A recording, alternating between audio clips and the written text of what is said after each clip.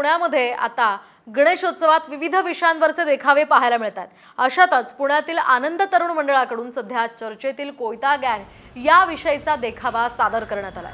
मंडळांकडून या ठिकाणी सामान्य पुणेकरांच्या तक्रारी तसंच पोलिसांकडून होणारी कोयता गँगवरची कारवाई असे मोठे फ्लेक्स लावण्यात आले। त्यामुळे या देखाव्याने सर्वांचंच लक्ष वेधून घेतलं।